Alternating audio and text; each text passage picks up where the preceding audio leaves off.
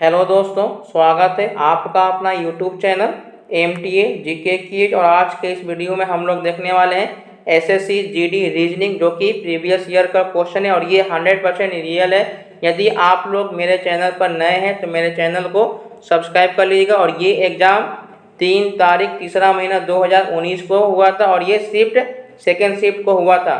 यदि आप लोगों को मेरा वीडियो अच्छा लगेगा तो वीडियो को लाइक कीजिएगा और अपने दोस्तों के साथ शेयर कीजिएगा।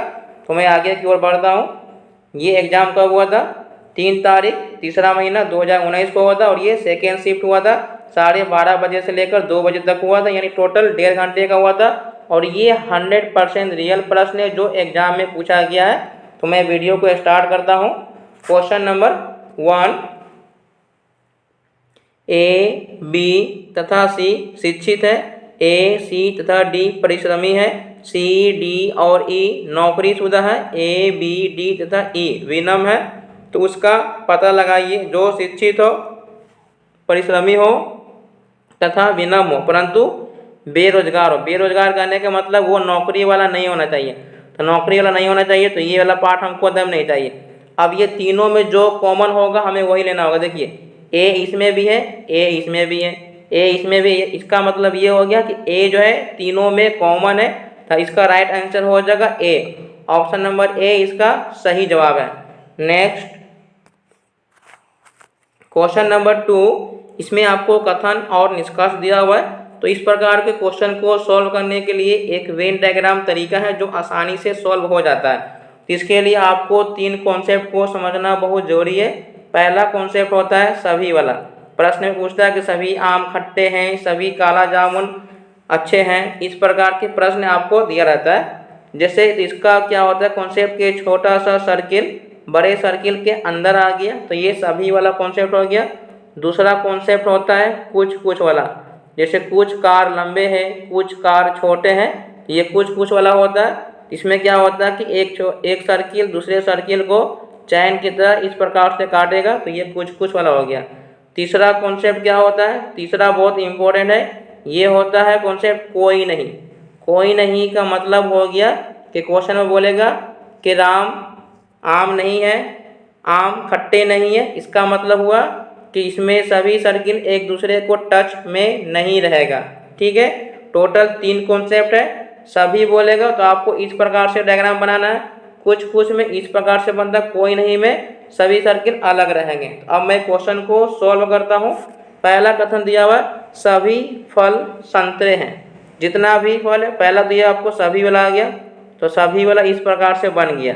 अब आपको इसमें डाउट आएगा कौन सा छोटा होगा कौन सा बड़ा होगा। तो जिसमें सभी वर्ड लगा हुआ है वो छोटा हो जाएगा और जिसमें सभी वर्ड नहीं लगेगा तो वो बड़ा हो जाएगा। तो सभी लगा हुआ है फल में, इसका मतलब है कि फल अंदर रहेगा और संतरा बाहर हो गया। तो ये डायग्राम बन गया। आगे लिखा हुआ है कि कुछ फल अंगूर है। तो कुछ फल है जो अंगूर, इसका मतलब कि वो फल को इस प्रकार से काटेगा तब जाके ये अंगूर हो गया, G फॉर ग्रेप्स। उसके बाद है कि सभी अंगूर चेरी है। तो ये जितना भी अंगूर है ये सब क्या हो जाएगा? चेरी हो जाएगा। तो ये C फॉर चेरी हो गया। तो ये आपका वेन डायग्राम बन गया और इसी से आपका निष्कर्ष भी सही हो जाएगा। पहला निष्कर्ष है सभी अंगूर संतरे हैं। अंगूर यहाँ पर है और संतरे इधर बाहर है। इसका मतलब है कि संतरा बाहर हो गया। इसका मतलब है कि ये पहला निष्कर्ष गलत हो गया।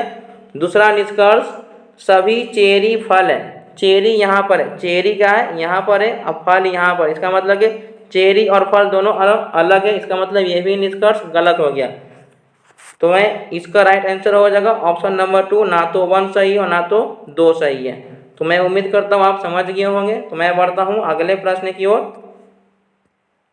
क्वेश्चन नंबर 3, उस विकल्प का चयन करें जो दर्पण के दाएं ओर रखे जाने पर दी गई आकृति की दर्पण छवि निकालना। अब दर्पण प्रतिबिंब में क्या होता है कि यदि आपका दर्पण इस प्रकार से रखा हुआ है, खड़ा दर्पण, तो लेफ्ट वाली वस्तु राइट में चली जाती है और राइट वाली वस्तु लेफ्ट में चली जाती है, यानी लेफ्ट और राइट होता है।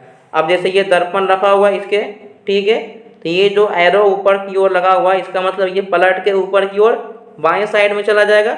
तो पहले बाएं साइड में देखिए, ये नहीं है बाएं साइड में, ये नहीं है बाएं साइड में, और इसके ऊपर एक ही है, एक भी नहीं। इसका मतलब ये भी गलत हो जाएगा। तो ऑप्शन नंबर 1 बिल्कुल सही जवाब है। तो मैं बढ़ता हूँ अगले प्रश्न की ओर। क्वेश्चन नंबर 4, वेन डायग्राम बनाना है। पहला लिखा हुआ 5 का वर्ग। 5 का वर्ग का मतलब होता है क्या? 25। फिर लिखा हुआ 3 का घन। 3 का घन का मतलब इस प्रकार से, तो 3 का घन होता है 27। इसके बाद लिखा हुआ है विषम संख्या। तो 25 कौन सा संख्या है? विषम संख्या है। 27 कौन सा संख्या है? विषम संख्या। इसका मतलब ये हुआ कि ये दोनों विषम संख्या के अंदर आएगा, लेकिन 25 अलग है, 27 अलग है। इसका डायग्राम 25 और ये 27 दोनों अलग हो गया, लेकिन ये किसके अंदर आएगा? विषम संख्या के अंदर आएगा। ऑप्शन नंबर 4 इसका सही जवाब है। यदि आप लोगों को मेरा वीडियो अच्छा लग रहा है तो वीडियो को लाइक कीजिए और अपने दोस्तों के साथ शेयर कीजिए। तो मैं बढ़ता हूँ अगले प्रश्न की ओर। क्वेश्चन नंबर 5, यदि एल को 14 लिखते हैं तो गोवा को कैसे लिखा जाएगा? तो ये अल्फ़ाबेट वाले प्रश्न है। तो मैं हर एक वीडियो में आप लोगों से रिक्वेस्ट करता हूँ कि आप लोग ए से लेके जेड तक सभी अल्फ़ाबेट का नंबर याद कर लीजिए। जैसे ये एल का कोड कितना दिया हुआ? 14 दिया हुआ। ऐसे एल का कोड कितना होता है? तो एल का कोड होता है 12, लेकिन दिया हुआ कितना? 14। तो हम इसमें 2 चेक करते हैं, तो 2 रखने पे आपको कितना आ जा रहा है? 14 आ जा रहा है। इसका मतलब है कि अगर हम इसमें 2 जोड़ेंगे तो हमको 14 आना चाहिए। तो हम उसी प्रकार से गोवा में भी चेक कर लेते हैं, GOA। ठीक है, जी का कोड होता है 7, लेकिन हम इसमें 2 जोड़ेंगे तो ये 9 हो जाएगा। 2 का कोड होता है 15, लेकिन हम 15 की जगह 17 लेंगे। उसके बाद ए का कोड होता है 1, लेकिन हमको इसमें 2 बढ़ा के लिखना है, तो 1 2 3 लिखना है। तो 17 3 20 सबको अब क्या करेंगे? जोड़ देंगे। 17 3 20, 20 और 9 29 हो गया। इसका मतलब है कि हमारा आंसर कौन सा हो जाएगा? ऑप्शन नंबर 3 हो जाएगा। कहने का मतलब एल का कोड होता है 12, लेकिन उसमें 2 बढ़ा के लिखा हुआ। तो उसी प्रकार से जी होता है 7, ओ होता है 15, 1 होता है 1। तो हम इसको बढ़ा के 7 2 9 कर दिए, 15 2 17 कर दिए, 1 2 3 कर दिए, और ये सभी को जोड़ दिए तो हमको आ गया 29। ऑप्शन नंबर 3 इसका सही जवाब है। तो मैं उम्मीद करता हूँ आप समझ गए होंगे। तो मैं बढ़ता हूँ अगले प्रश्न की ओर। क्वेश्चन नंबर 6, ये सेम कथन और निष्कर्ष वाले प्रश्न अभी आपको मैंने बताया है।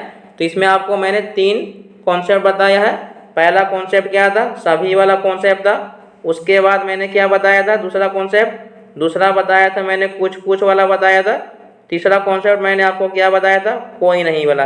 तो मैंने आपको 3 कॉन्सेप्ट को बता दिया हूँ, इसलिए पहले वीडियो को पॉज कीजिए और खुद से बनाने की कोशिश कीजिए। पहला इसमें क्या लिखा हुआ? सभी झिंगुर पक्षी है।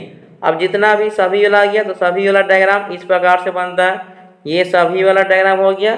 अब जिसमें सभी वर्ड लगा हुआ रहता है, जिसमें सभी वर्ड लगा हुआ है वो छोटा हो जाएगा, तो झिंगुर, J4 झिंगुर हो जाएगा। अब P4 पक्षी हो गया।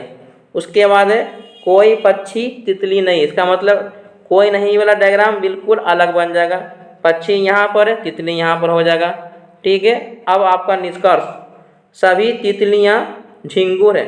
सभी तितलियाँ झिंगुर है, तो सभी के लिए क्या होना चाहिए? आपका तितली और झिंगुर एक ही में होना चाहिए, लेकिन यहाँ पर बिल्कुल अलग है।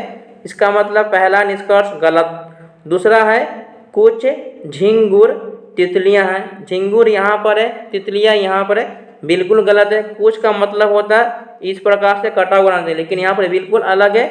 इसका मतलब ये भी बिल्कुल गलत है। इनमें से कोई सही नहीं है। तो ऑप्शन नंबर 4, ना तो निष्कर्ष 1 और ना ही निष्कर्ष 2 सही है। तो मैं बढ़ता हूँ अगले प्रश्न की ओर।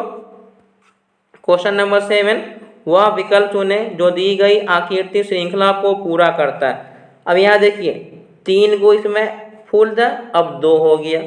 फिर यहाँ पर 4 था तो 3 हो गया। इसका मतलब ये हुआ अगर यहाँ पर ही 5 है, यहाँ पर कितना है? 5 है, तो नेक्स्ट कितना होना चाहिए? 4 होना चाहिए। नेक्स्ट कितना होना चाहिए? 4 होना चाहिए, क्योंकि 3 से 2 हुआ, और फिर ये 4 से 3 हो गया, तो 5 से 4 होना चाहिए। तो जिसमें 4 फूल होगा वही मेरा आंसर होगा। इसमें 3 है तो ये भी 3 है, कैंसिल हो गया। अब ध्यान दीजिए, आपको बस यही दोनों में आपको डाउट होना चाहिए। तो देखिए अब यहाँ पर ये जो फूल बना हुआ था ये ऊपर की ओर था, तो क्या हो गया? एक यहाँ से ये कट गया था, तो उसी प्रकार से ये नीचे से इसका कट जाएगा, तो आपको ये बचा जाएगा। तो ये ऑप्शन नंबर 1 बिल्कुल सही जवाब है। नेक्स्ट क्वेश्चन नंबर 8, उस विकल्प आकृति का चयन करें जिसमें प्रश्न आकृति छिपी हुई है। अब ये जो आकृति दिया हुआ है ये आपको चारों ऑप्शन में से किसी न किसी में छुपा हुआ है। तो पहला में तो नज़र नहीं आ रहा, बिल्कुल नहीं है। दूसरा में हम चेक करेंगे इसमें कहीं पर है कि नहीं है। इसमें हमको चेक करने पे ये इस प्रकार से हो गया। उसके बाद फिर यहाँ से ऐसे करेंगे तो इसमें मिल गया, यानी हमको ऑप्शन नंबर 2 में मिल गया। इसका राइट आंसर ऑप्शन नंबर 2 हो जाएगा। Next question number 9, X Y Z P Q और आर एक पंक्ति में उत्तर की ओर मुँह करके बैठा हुआ है। ठीक है, इसमें आपको x जो है y और p का पड़ोसी है, q z और r का पड़ोसी है, p x के दाएं है और p और z एक दूसरे के निकटतम पड़ोसी है। तो जब भी आपको सीटिंग अरेंजमेंट वाले क्वेश्चन मिलेगा इसमें जितना भी कंडीशन दिया रहता है उसको आपको साइड में लिख लेना पड़ेगा। अगर आप साइड में इसे लिख लीजिएगा तो आपको दोबारा क्वेश्चन पढ़ने की ज़रूरत नहीं होगा। ठीक है, एक चीज़ याद रखिएगा कि सीटिंग अरेंजमेंट में आपको जितना भी कंडीशन दिया हुआ है आप उसे साइड में लिख लीजिए ताकि दोबारा क्वेश्चन पढ़ने की ज़रूरत ना पड़े। ठीक है, पहला कंडीशन है x जो है वो y और p के बीच में है। तो ये तो हो सकता है कि p इधर भी हो सकता है और y इधर भी हो सकता है, लेकिन x हमेशा बीच में हो गया। तो ये पहला कंडीशन हो गया। उसके बाद है q जो है q वो z और r के बीच में है। इसका मतलब हुआ कि r इधर भी हो सकता है और z इधर भी होगा, लेकिन q जहाँ रहेगा वहीं बीच में रहेगा।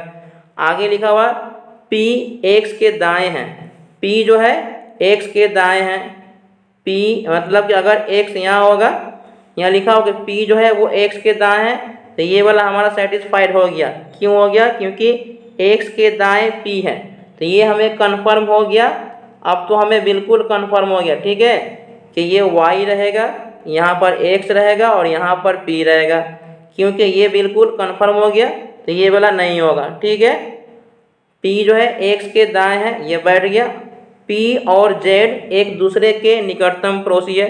p और z, इसका मतलब कि z यहाँ पर रहेगा, p और z बिल्कुल पड़ोसी हो गया। अब देखिए यहाँ पर z है तो q जो है वो r के बीच में था, तो ये भी हो गया, मतलब ये वाला नहीं होगा। ठीक है, ये दोनों सेटिस्फाइड हो गया।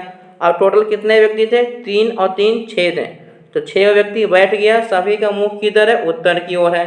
ये हो गया लेफ्ट साइड हो गया और ये हो गया राइट साइड हो गया। क्वेश्चन पूछ रहा है x और q के बीच कितने सदस्य हैं? x यहाँ पर है, q यहाँ पर है, इसके बीच में 2 सदस्य हैं। ऑप्शन नंबर 4 इसका बिल्कुल सही जवाब है। यदि आप लोगों को मेरा वीडियो और कॉन्सेप्ट समझने में अच्छा लग रहा है, आसानी लग रहा है, तो आप लोग वीडियो को शुरू से लास्ट तक देखिए और यदि नए हैं तो चैनल को सब्सक्राइब कर लीजिएगा। तो मैं बढ़ता हूँ अगले प्रश्न की ओर। नेक्स्ट क्वेश्चन नंबर 10, 4 अक्षर समूह दिए गए हैं जिनमें से 3 समान है और एक अलग है, तो आपको उसी को पहचानना है। तो जैसे ये भी सभी के सभी अल्फ़ाबेट वाले प्रश्न दिया हुआ है, तो 14 एक 15 होता है, यानी एन का कोड होता है 14, ओ का कोड होता है 15, आर का कोड होता है 18, एच का कोड होता है 19। तो यहाँ पे देखिए ये कितना बढ़ा, इसमें 1 बढ़ा, फिर यहाँ कितना बढ़ा 3 बढ़ा, उसके बाद फिर लास्ट में कितना बढ़ा 1 बढ़ा। तो हमको पैटर्न मिला कि पहले 1 बढ़ेगा, फिर 3 बढ़ेगा, उसके बाद 1 बढ़ेगा। तो इसमें भी हम चेक करते हैं, एक डब्लू का 23 होता है, इसका 24 होता है, उसके बाद ये 1 होता है और ये 2 होता है। तो 24 में 1 जोड़ेंगे, 23 में 1 जोड़ा तो 24, यहाँ पर हमको 3 जोड़ना रहता है, 24 से 3 27, तो 27 जो होता है वो 26 से ज़्यादा हो गया, 1 ज़्यादा हो गया तो 1 बिल्कुल सही है।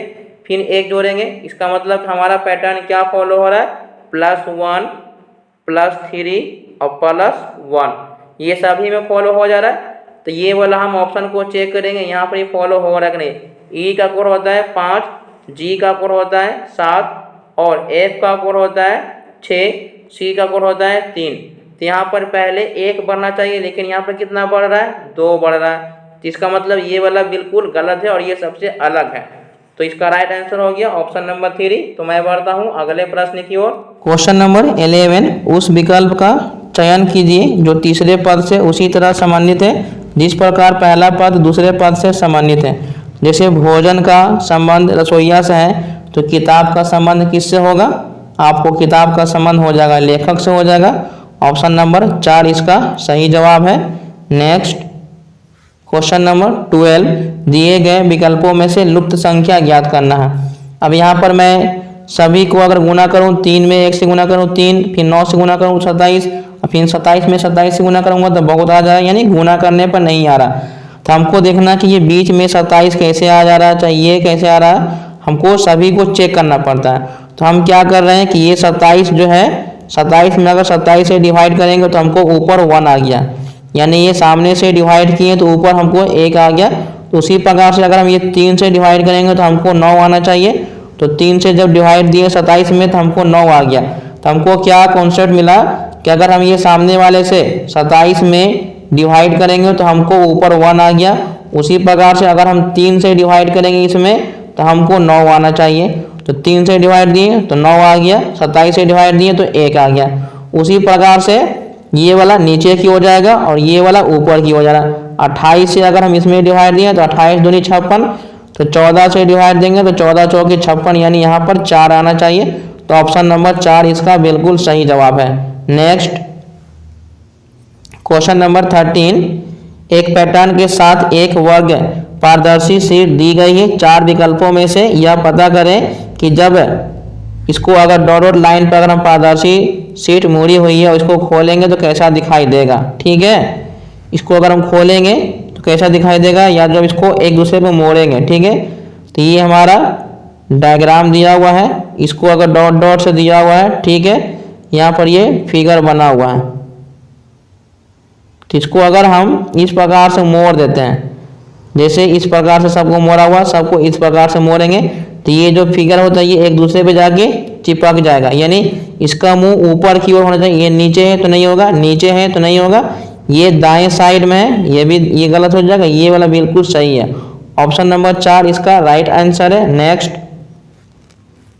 क्वेश्चन नंबर 14, उस विकल्प का चयन करें जो सही रूप से रिक्त स्थान पर खाली स्थान को भर दे। ठीक है, तो ये अल्फाबेट वाले प्रश्न है। तो आप लोग क्या कीजिएगा, सभी अल्फाबेट का नंबर याद कर लीजिएगा।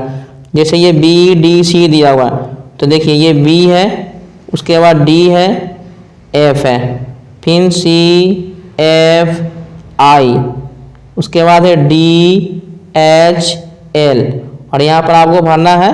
तो यहाँ से देखिए B के बाद कितना हो गया, C, 1 बढ़ा, फिर यहाँ पर 1 बढ़ गया। सभी में क्या हो रहा है, 1 बढ़ रहा है, क्योंकि B के बाद C आता है, C के बाद D आता है, और D के बाद क्या आता है, E आता है।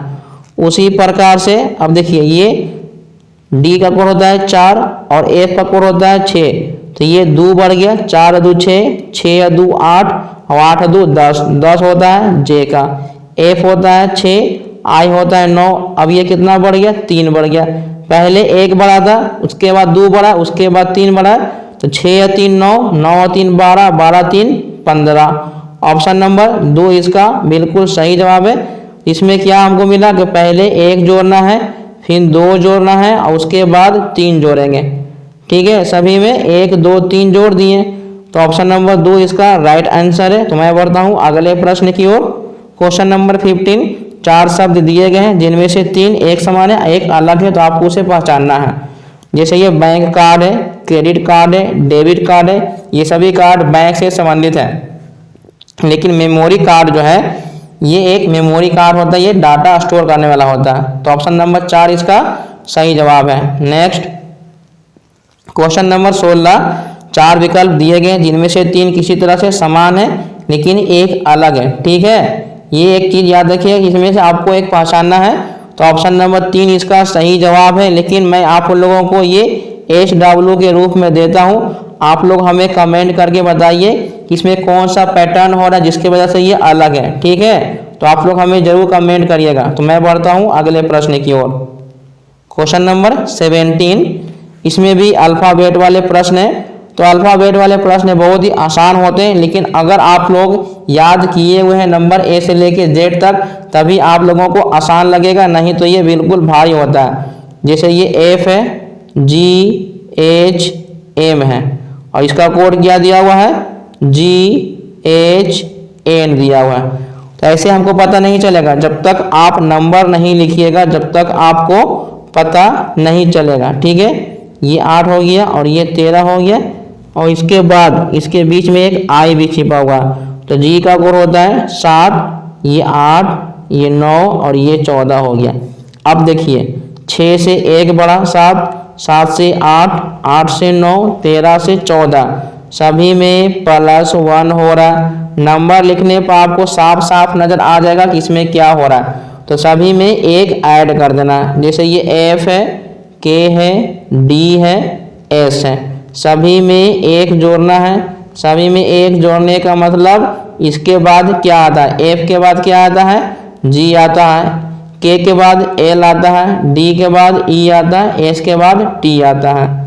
ऑप्शन नंबर कौन सा सही हो जाएगा, ऑप्शन नंबर 2 इसका राइट आंसर है। नेक्स्ट क्वेश्चन नंबर 18, निम्नलिखित में से कौन सी उत्तर आकृति दी गई आकृति को पूरा करेगी। अब यहाँ पर देखिए, पहले तो आपको यहाँ पर एक छोटा सा सर्किल ऐसे आएगा, जैसे ये आपको इस प्रकार से भरना है। तो पहले यहाँ पर एक सर्किल आएगा, सर्किल के बाद एक चरखुट सा इस प्रकार से आएगा, उसके बाद आपको ये बीच में डिवाइड किया हुआ है। तो ये वाला बिल्कुल सही है, ऑप्शन नंबर 2 इसका राइट आंसर है। Next question number 19, question number 19 है, 5 बंदर A, B, C, D और E पेड़ की एक शाखा पर बैठे हुए हैं। C D से अलग बैठा हुआ है, मतलब कि अगला बैठा हुआ है। D E के साथ नहीं है। E शाखा के बाएं छोर पर बैठा हुआ, C दाएं छोर से दूसरे स्थान पर बैठा हुआ, A B के ठीक दाएं है और B E के दाएं हैं। A और C साथ में बैठे हुए हैं। A किन स्थान पर बैठा हुआ है। तो इस प्रकार के क्वेश्चन को सॉल्व करने के लिए आपको जितना भी कंडीशन दिया हुआ आप लोग साइड में लिख लीजिएगा, ताकि आपको दोबारा क्वेश्चन पढ़ने की जरूरत ना पड़ेगा। यदि आप कंडीशन को नहीं लिखते हैं तो आपको बार बार क्वेश्चन पढ़ने की जरूरत पड़ेगा, इसलिए आप कंडीशन को लिख लीजिए। कंडीशन लिखने के बाद आप उनमें से कौन सा स्थान उठाएंगे, कौन सा वर्ड लेंगे जो 100% कन्फर्म है। इसमें टोटल 5 बंदर है, 1 2 3 4 5।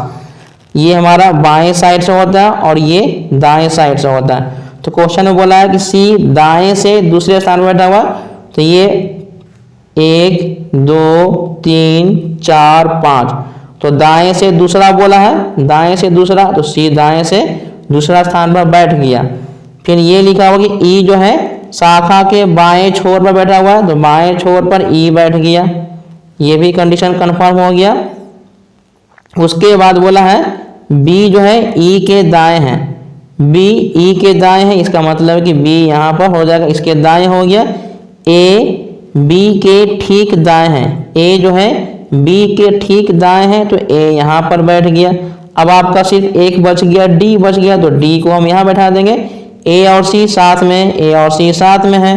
तो प्रश्न ने पूछा कि ए किस स्थान पर बैठा हुआ, ए जो है वो बी और सी के बीच में है। ऑप्शन नंबर 3 इसका राइट आंसर है। यदि आप लोगों को मेरा पढ़ाने का तरीका अच्छा लग रहा है तो वीडियो को लाइक कीजिए और वीडियो को शुरू से लास्ट तक देखिएगा। तो मैं बढ़ता हूँ अगले प्रश्न की ओर। क्वेश्चन नंबर 20, उस विकल्प का चयन करें जो तीसरे पद से उसी तरह संबंधित है जिस प्रकार पहला पद से संबंधित है। जैसे ये 1/14 है और इसका संबंध किससे लिखा हुआ है, इसका संबंध दिया हुआ है 1/196। तो कहने का मतलब है ये 1 का स्क्वायर 1 होता है, 14 का स्क्वायर 196 होता है। तो उसी प्रकार से 1 का स्क्वायर 1 होगा और 16 का स्क्वायर 256 हो जाएगा। ऑप्शन नंबर 3 इसका सही जवाब है। नेक्स्ट क्वेश्चन नंबर 21, इसमें आपको नंबर सीरीज दिया हुआ है। तो नंबर सीरीज में पहचानने का तरीका कि यदि नंबर धीरे धीरे बढ़ रहा है तो वहाँ पर प्लस होगा, धीरे धीरे कम हो रहा है तो वहाँ पर माइनस करेंगे। यदि नंबर एक बार ज़्यादा बढ़ जाता है तो वहाँ पर स्क्वायर, क्यूब और मल्टीपल होगा। यदि नंबर एक बार धीरे घट गया उसका मतलब वहाँ पर ही डिवाइड हो जाएगा। ठीक है, तो यहाँ पर आपको 2 दिया हुआ है, 4 है, 8 है, 14 है, 22 है। ठीक है, तो ये आपको नंबर देखने में लग रहा है कि धीरे धीरे बढ़ रहा है। तो यहाँ पर 2 ऐड हुआ, यहाँ पर 4 ऐड हुआ, यहाँ पर 6 ऐड हुआ, यहाँ पर 8 हुआ, तो अभी 10 होगा। तो 22 में 10 जोड़ेंगे तो 32 आ जाएगा। ऑप्शन नंबर 4 इसका सही जवाब है। यदि आप लोग मेरे चैनल पर नए हैं तो प्लीज़ चैनल को सब्सक्राइब कर लीजिएगा और साथ में बेल आइकन को दबाना ना भूलिएगा, क्योंकि जब भी कोई मैं वीडियो अपलोड करूंगा तो नोटिफिकेशन सबसे पहले आपके पास पहुंच जाएगा। यदि आप लोग SSC GD का तैयारी करते हैं तो ये वीडियो आपके लिए बहुत ही उपयोगी है, क्योंकि ये सभी ओरिजिनल क्वेश्चन है जो एग्जाम में पूछा गया है। यदि आप लोग चाहते हैं कि डेली रीजनिंग का प्रैक्टिस मुझे मिले तो डेली यूट्यूब पर 8 बजे मेरे चैनल पर आ जाइए। तो मैं बढ़ता हूँ अगले प्रश्न की ओर। क्वेश्चन नंबर 22, एक निश्चित कोड भाषा में सिस्टम को इतना लिखा गया है, तो आपको इसका कोड बताना है। तो जैसे ये सिस्टम में SYSTEM, ठीक है, तो इसका कोड क्या लिखा हुआ, तो इसी को देखिए जस्ट उल्टा लिखा हुआ, यहाँ से शुरू किया गया उल्टा, METSYS, यानी यहाँ से शुरू किया गया, उल्टा शुरू किया गया है। तो उसी प्रकार से हमको जो दिया हुआ क्या है, NORMS, तो हम यहाँ से शुरू करेंगे SMRON। ऑप्शन नंबर 3 इसका राइट आंसर है। नेक्स्ट क्वेश्चन नंबर 23, उस विकल्प का चयन करें जो सही रूप से रिक्त स्थान को पूर्ति करते हुए श्रृंखला को पूरा करें। तो इसमें भी नंबर देखिए धीरे धीरे बढ़ रहा है, इसका मतलब कि यहाँ पर ही प्लस होगा, ठीक है। तो 225 है, 225 से कितना हो गया, 269 हो गया, और 269 से 324 हो गया, 324 से 390 हो गया। तो उसके बाद क्या होगा, तो यहाँ से हम चेक करते हैं कि कितना बढ़ रहा है, ठीक है। तो यहाँ से चेक किए तो पहले जो है वो 44 बढ़ रहा है, उसके बाद यहाँ पर ये 55 बढ़ा, उसके बाद यहाँ से ये 66 बढ़ा है। इसका मतलब कि यहाँ पर ये 11 का मल्टीपल है, अब नेक्स्ट टाइम क्या होगा, यहाँ पर ही 77 बढ़ेगा। तो 0 में 7 जोड़ेंगे तो 7, 9, 7, 16 हो जाएगा, और 3, 1, 4, यानी 467 आ जाएगा। ऑप्शन नंबर 1 इसका सही जवाब है। नेक्स्ट क्वेश्चन नंबर 24, दिए गए विकल्पों में से संबंधित शब्द का युगल का चयन करें। शीतकाल का मतलब होता है कोहरा होता है, शीतकाल यानी ठंड के दिनों में कोहरा होता है। मौसम का मतलब ठंडा नहीं होता, बाढ़ रेगिस्तान गलत है, वर्षा वृक्ष गलत है, ग्रीष्मकाल का मतलब आर्द्रता बिल्कुल सही जवाब है। ऑप्शन नंबर 3 इसका राइट आंसर है। नेक्स्ट क्वेश्चन नंबर 25, इस वीडियो का ये लास्ट क्वेश्चन है। यदि आप लोगों को मेरा वीडियो अच्छा लग रहा है तो वीडियो को लाइक कीजिए, अपने दोस्तों के साथ शेयर कीजिए। यदि आप लोग मेरे चैनल पर पहली बार विजिट करें तो प्लीज़ चैनल को सब्सक्राइब कर लीजिए और साथ में बेल आइकन को दबाना ना भूलिए, और वीडियो को हमेशा शुरू से लास्ट तक देखिएगा, ठीक है। तभी आप लोग सारे कॉन्सेप्ट को आसानी से समझ जाइएगा। यहाँ पर दिया हुआ है कि प्लस का अर्थ माइनस है, माइनस का अर्थ डिवाइड है, गुना का अर्थ प्लस है, और भागा का अर्थ गुना है, ठीक है। तो ये 256 है, तो 256 माइनस का अर्थ क्या है, डिवाइड है, तो डिवाइड दे दिए, और डिवाइड का अर्थ गुना है तो गुना दे दिए, और गुना का अर्थ क्या है, जोड़ है, तो हम यहाँ पर जोड़ दे देते हैं। इसमें हम 4 से डिवाइड देंगे तो 4 6 का 24, 4 चौके 16 गुने 2 प्लस 128, 64 में 2 से गुना करेंगे तो 128 आएगा, और 128 में 128 जोड़ देंगे तो कितना आ जाएगा, 256 आ जाएगा। कितना आएगा, 256। ऑप्शन नंबर 4 इसका सही जवाब है। तो वीडियो को लास्ट तक देखने के लिए बहुत बहुत धन्यवाद। Thanks for watching.